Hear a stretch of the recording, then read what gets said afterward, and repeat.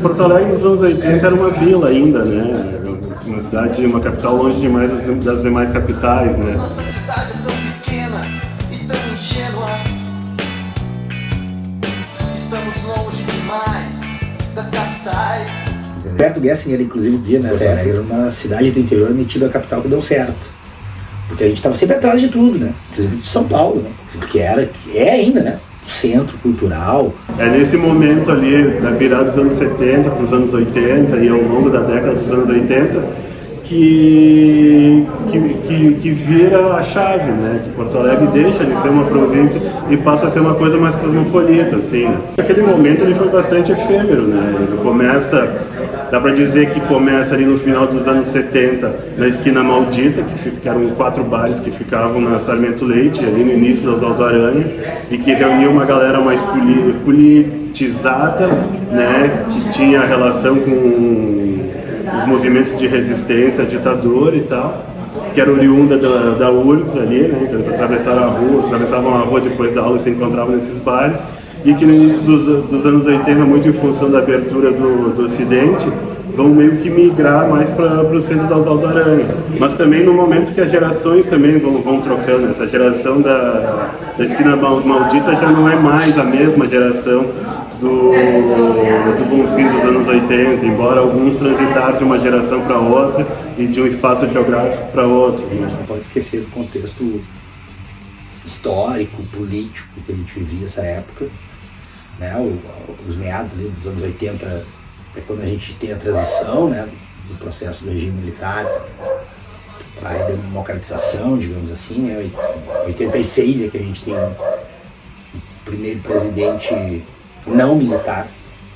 Então tinha todo esse contexto também que facilitava, né?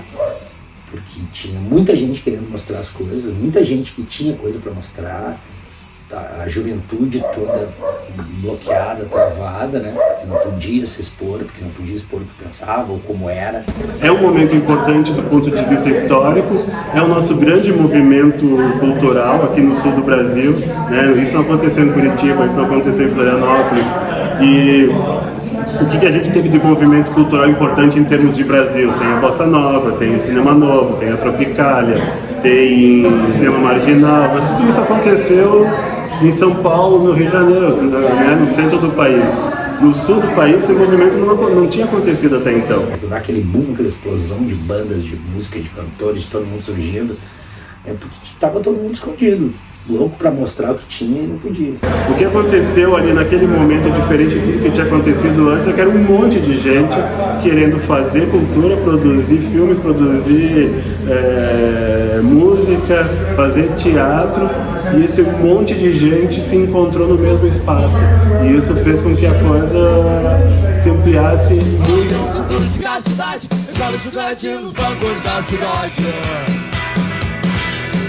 Havia um conjunto de pessoas, geralmente jovens, tá? Começando a sua vida artística, digamos assim, barra profissional, mas ninguém era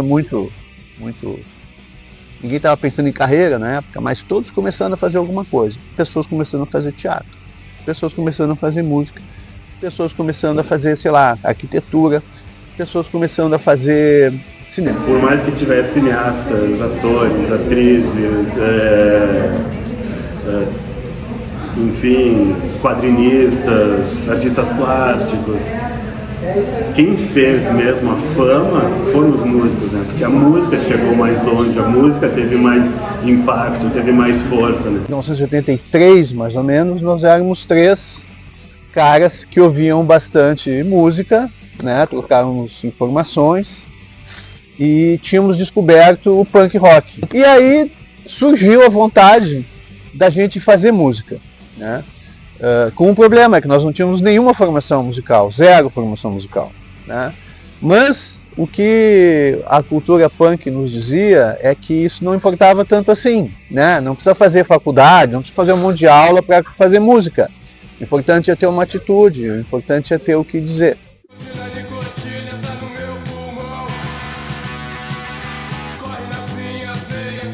E começamos a brincar de música, né? Com essa, digamos assim, esse espírito do punk rock, do faça você mesmo. E nós sempre achando que era uma coisa lúdica, quase uma brincadeira. Só que nós tínhamos muitos amigos, e alguns amigos também jovens como nós, mas com mais formação musical. E eles começaram a nos dizer que aquilo ali era bacana. E com esse incentivo, assim, com as pessoas que iam lá e que gostavam de nos ver lá, a gente começou então vamos então fazer alguma coisa. Aí nós gravamos a nossa primeira música, que é Nicotina.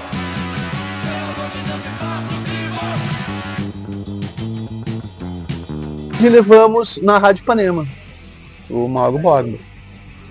Isso deve ser mais ou menos março, abril de 84. Então nós começamos lá no finalzinho de 83, ensaiamos. Chegou o Vander, pulei essa parte, mas chegou o Vander. Era um trio inicialmente. Aí nós chamamos o Vander porque a gente achou que tinha tudo a ver, né? Ele tinha sido meu colega de quartel, ele tinha feito filmes comigo, conhecia tempo. E aí fizemos um show, começou a tocar no rádio, né? Você já deve ter ouvido isso, né? Metade das pessoas detestavam e diziam para a rádio: como é que vocês têm coragem de botar isso? E outras pessoas diziam: nunca ouvi nada parecido. Quem são esses caras? Da onde eles surgiram? São de Porto Alegre, né? E quem conhecia punk rock, já que conheciam, obviamente sentiram que ali tinha alguma coisa de diferente. Você disse que eu tinha que mudar. Você disse que eu queria viajar. Você disse cabelo grande é o astral. Você... Neca, eu e a Vera. Era um trio. E como nos anos 80 começou 3D, o cinema em 3D, aí a gente, 3D, porque era um trio, um power trio de punk rock. Eu sou uma menina muito mal educada. Se não me dá o que comprar, E o começo foi assim, eu morava aqui na rua Thomas Flores, aqui no Bonfim, e a Neca e a Vera, as minhas amigas, ficaram encarregadas de cuidar da casa dos Replicantes quando eles foram gravar o primeiro disco, Future Vortex. E eles moravam num prédiozinho que era casa e estúdio e escritório da Vortex, era tudo junto ali, né?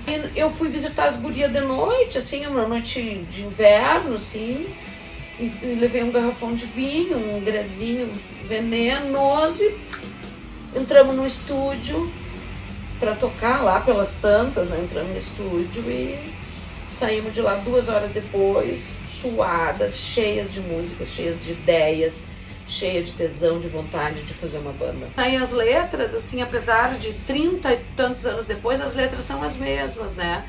O mundo seguindo uma nova ordem ditada pelos Estados Unidos, as mulheres reclamando de machismo, as críticas ao capitalismo, né, criticando a distribuição de riqueza desigual, é muito atual, né?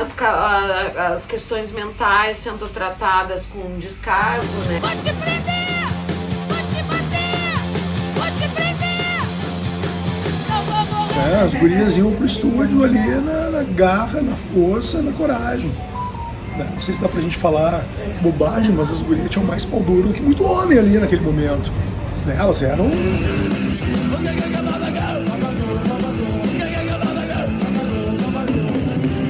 Mas a gente estava querendo chegar, fazer, invadir no bom sentido. O Cascaveletes é uma banda que, assim como a Graforreia também vai ser, é uma banda que eu acho que se destaca muito mais até pela a relação de reciprocidade com o público, assim, de fazer muito show, de ter um show, de entregar um show muito energético, muito vibrante, né?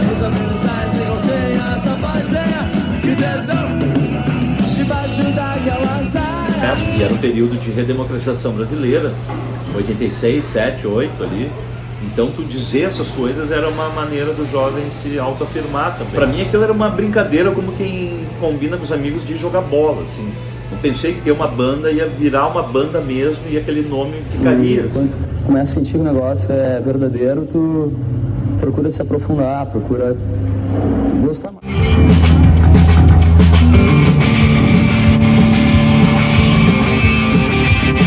O Miranda era o cara que estava incentivando que o pessoal fizesse bandas, assim, né? Ele Não, ele não fez um documento em ata, assim, a gente precisa fazer banda em Porto Alegre. Não, ele foi fazendo bandas, né? E foi conhecendo pessoas. Tu tava com ele, tu tava ouvindo um som. E um som inovador, geralmente, né? Uma coisa nova. O Miranda gostava de ariano, né? Ali, né? De estar na frente, inovar. Incentivava as pessoas, né? Os outros músicos. Né? De repente, um músico tinha aquele pensamento, cara, o que eu tô fazendo? Acho que não, cara, é legal, vai lá e faz. O Miranda sempre esteve à frente, né? Ele sempre olhou o que ia acontecer 10 anos depois.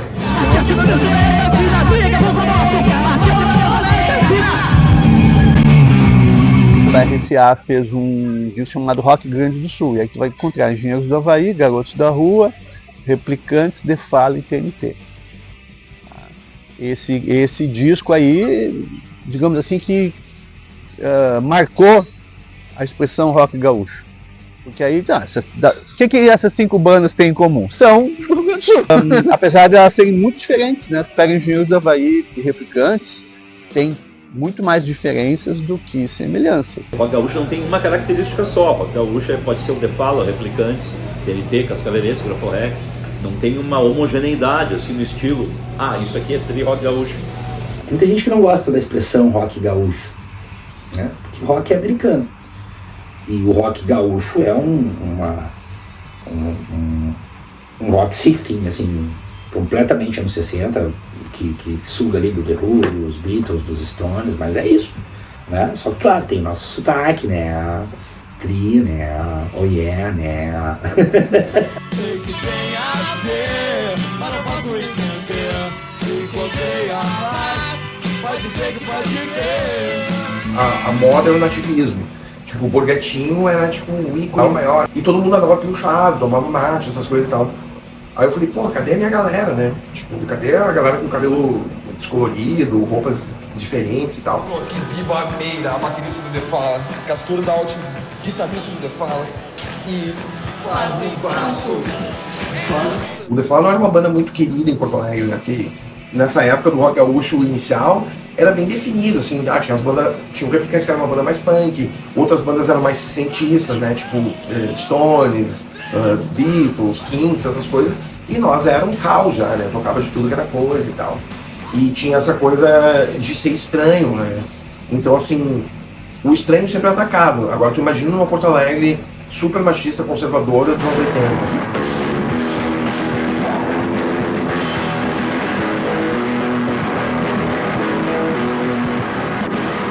Não era assim que a gente sentasse, vamos causar, mas a gente era super adepto do caos, principalmente eu. Eu sempre fui hiperativo e cheio de ideias na cabeça. Eu nunca consegui, eu vou ser uma banda de hard rock, ou eu vou ser um cara que se veste assim, veste assado. Eu usava saia, salto alto, me maquiava, usava unha pintada desde os 15, assim. Então imagina em Porto Alegre na época, volta e meia tinha que sair correndo. Os pedreiros jogavam tijolo, minha mãe dava bolsada. Eu, com uns 10 anos, ia passando o Educar, direto, né, vocalista do The Fala. Um colar com o emblema da Mercedes pendurado, de mini saia, cabelo pintado. Isso aí em 84, 85. É impossível não ser isso. Tu é aquilo, tu é um agitador, digamos. Mas não um agitador cultural, um agitador da vida, assim, né? Sempre mexendo com as coisas e tal.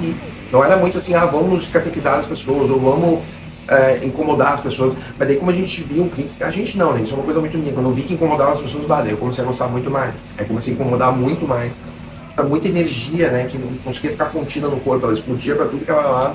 E isso, claro, chegava na plateia também. E as pessoas jogavam coisa. Eu tava tocando voava um chinelo na cara. Era um caos, né?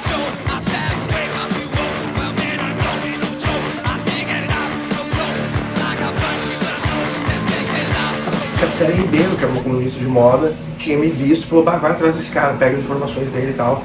Aí eles bateram uma foto minha no ponto de ônibus e me entrevistou rapidamente, expliquei e tal, eu ando com a galera punk e tal.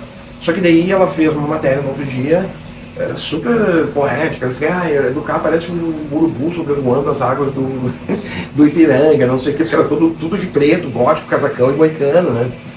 E falando que eu era um dos punks da cidade, que dá um sol da aranha, não sei o que. Aí eu cheguei lá E duas gurias, a Carla e a Cicuta, a Cicuta já me deu um chute no saco, me socaram, me derrubaram no chão, falaram, filha da puta, tu não é punk porra nenhuma aqui, tu tá dando entrevista falando. E aí já fizemos as pazes depois, e aí acabei sendo mais aceito ainda.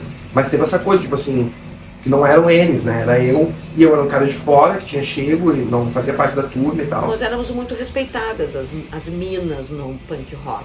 Eles protegiam. Né? E nós nos protegíamos. Nós batíamos e muito nos caras. Nós batíamos nos caras.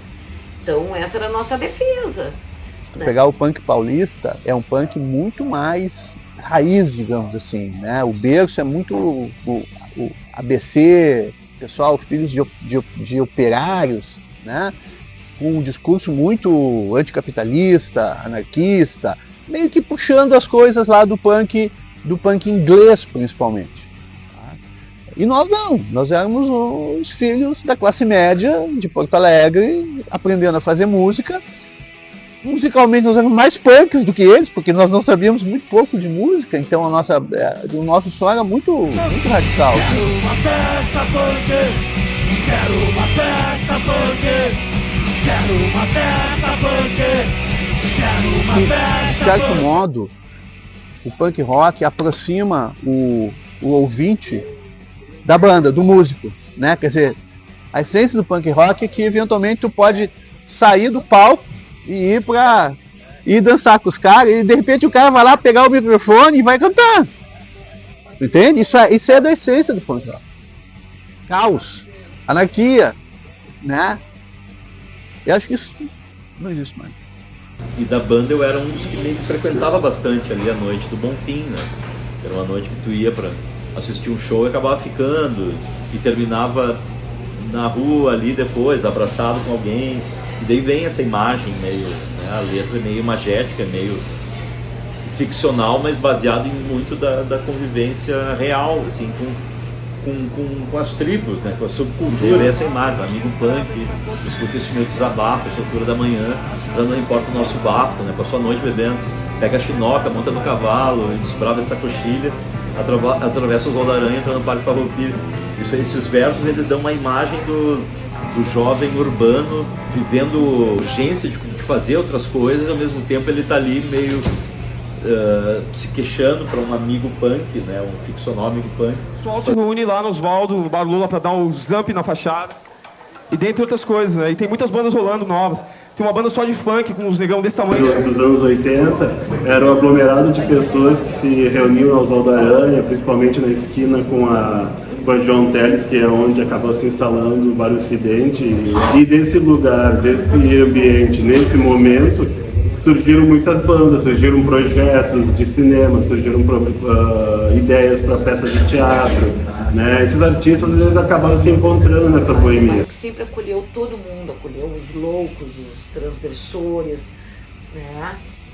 Um bairro extremamente politizado, tinha esquina maldita lá no começo do Oswaldo Aranha, né? Que eram os estudantes universitários das universidades. A Avenida Oswaldo Aranha, ali na década de 80, vinha gente de tudo, de São Leopoldo, de Canoas, de Cachoeirinha, para entrar naquela vibe. E tanta gente que fechavam a avenida. Tinha tanta gente nos bares, começava a transbordar das calçadas, ia para a avenida.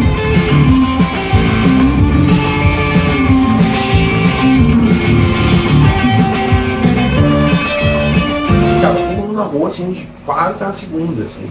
Eu nem ia pra casa, minha mãe nem sabia se eu tava morando em Porto Alegre, mas tipo, desaparecia, né? Ficava na rua, não gostava de ficar nos bares. O Bar Ocidente é o epicentro dessa transformação cultural, né? Mas aquele lugar ficou muito marcado pelas festas. O Ocidente hoje é um bar eclético, pois qualquer pessoa pode entrar e encontrar gente das mais variadas espécies.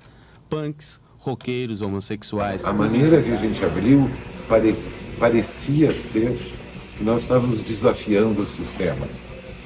Não era a nossa intenção, não era nada disso, nós queríamos, né?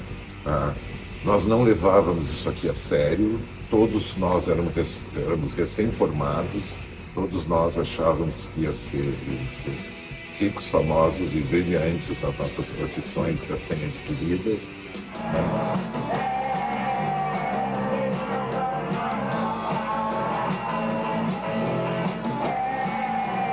Então, tudo que a gente tinha que apresentar tinha que passar pela censura. Nós tínhamos que aprovar. Então, assim, a primeira peça de teatro que a gente fez aqui, o texto todo teve que passar pela censura, nós tivemos que fazer ensaio para os censores, né? Tinha todo um controle de coisa.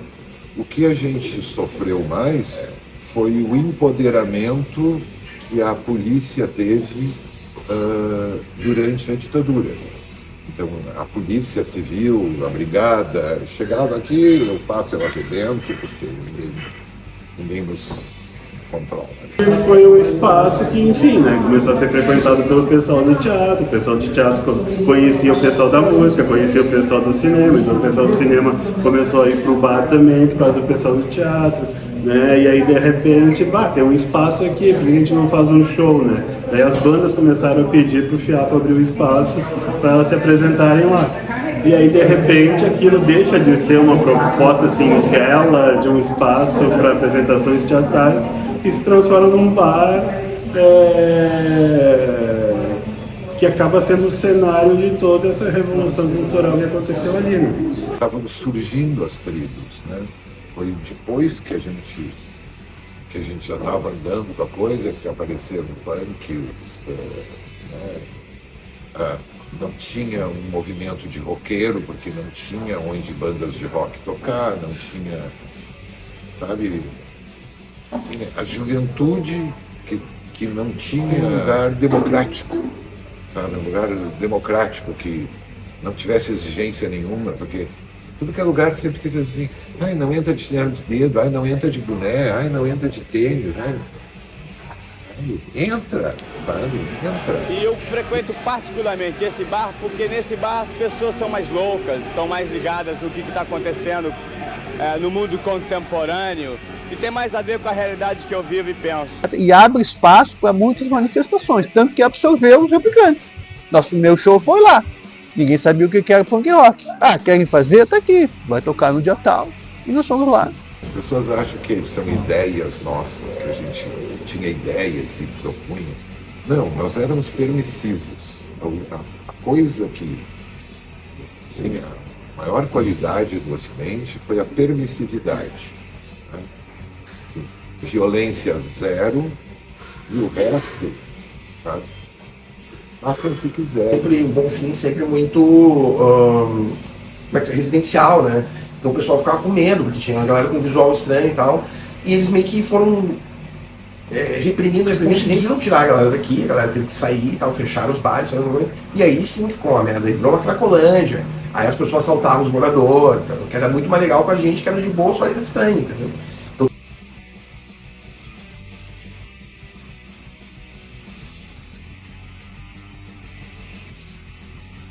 Não, a Ipanema foi fundamental, né? Tenho certeza absoluta disso e, enfim, né? Falo isso por mim e por um monte de gente que viveu a época e estudou isso. Ela era praticamente a voz da cidade. Era um momento de redemocratização, a gente estava saindo de uma ditadura, e tinha uma pulsação na cidade, uma vibração dos jovens, pessoas da nossa idade, todo mundo tinha a mesma idade, quem fazia e quem ouvia a rádio, 20 e poucos anos. E a gente tinha uma ânsia de mudar, uma ânsia de redemocratizar o Brasil, de liberdades individuais, porque tudo era reprimido durante a ditadura, censura, repressão às artes, à cultura. Então tinha uma ânsia reprimida querendo se expressar.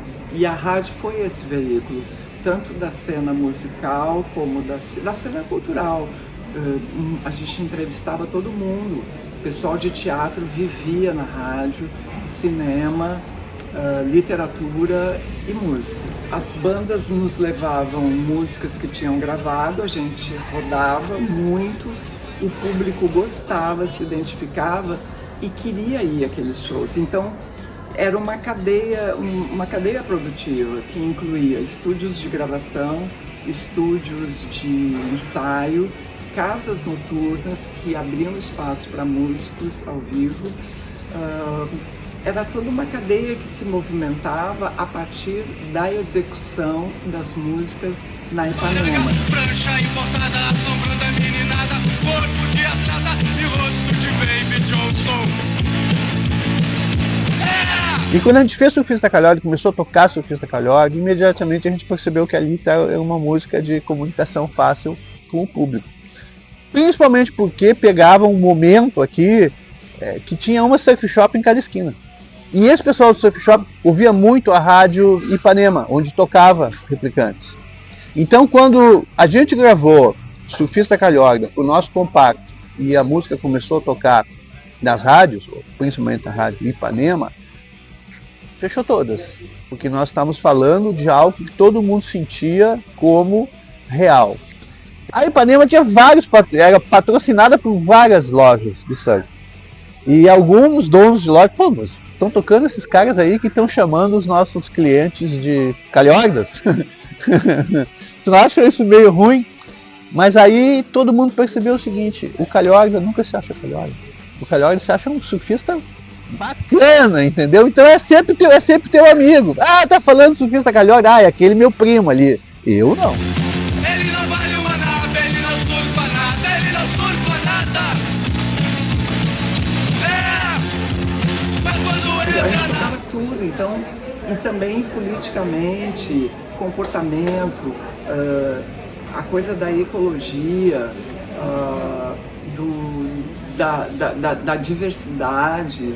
Então a rádio tinha várias bandeiras que hoje são pautas assumidas publicamente de importância, mas na época não era, ninguém falava disso, mas a Rádio Ipanema falava disso. O público e nós que fazíamos a rádio éramos uma mesma turma, a gente ia nos mesmos lugares, via os mesmos shows, os mesmos filmes, as mesmas peças. A gente não sabia o que podia e o que não podia, porque até então tinha censura.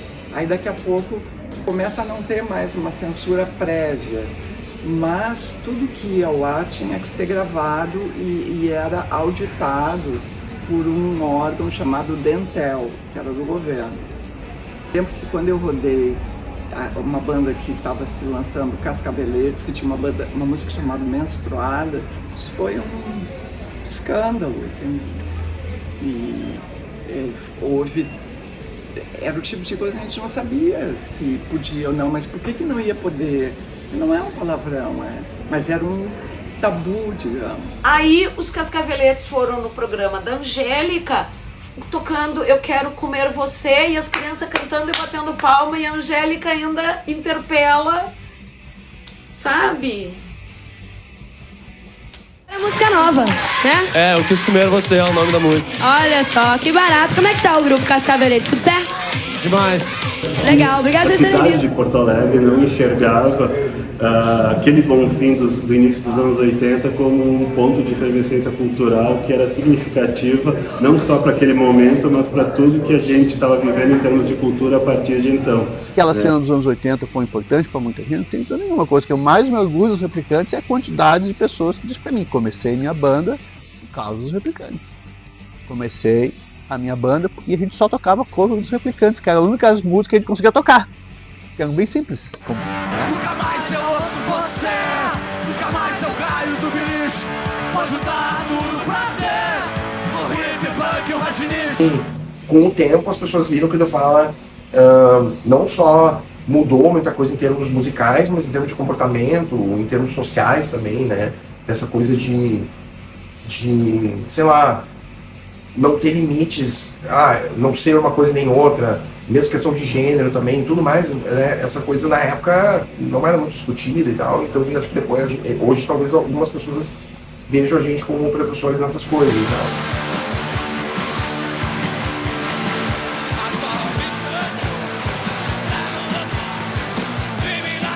Eu quase hoje, com 60 anos, com 58, eu olho, volta e meia, as coisas em casa, a memorabilia, recorte, eu fico vendo, bando de piama, bando de maluco, assim, tipo, né, tipo de letra, tipo de sonoridade, tipo de linguagem, tipo de maneira de se jogar, de se entregar nisso, né, sem ter a mínima noção de continuidade do trabalho.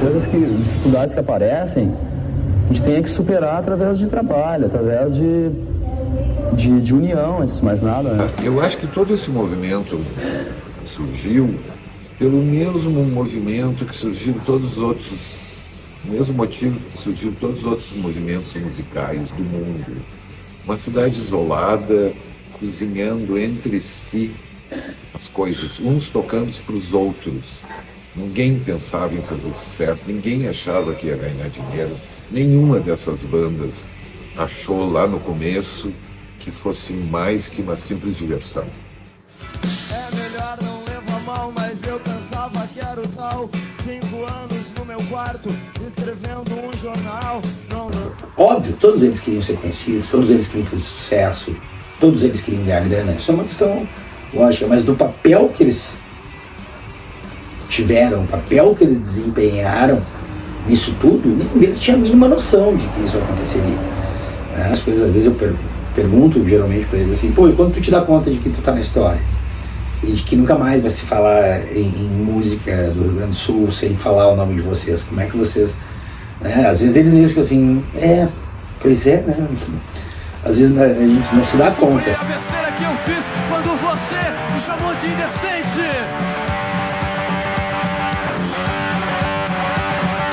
Essa nova geração está fazendo música porque os pais, os tios fizeram, né? E isso acontece também com não parentes, né? Tipo, outras pessoas que consumiram essa música, ou que os pais consumiram essa música, que chegou até eles através dos pais, acabaram fazendo música também, porque, enfim, se abriu uma possibilidade, né? Até aquele momento não existia essa possibilidade.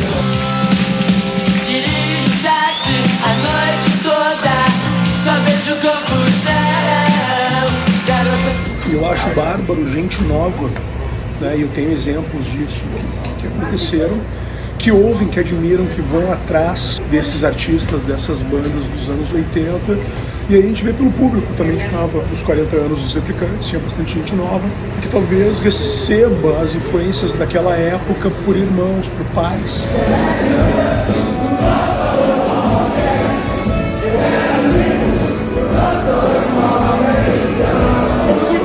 Né?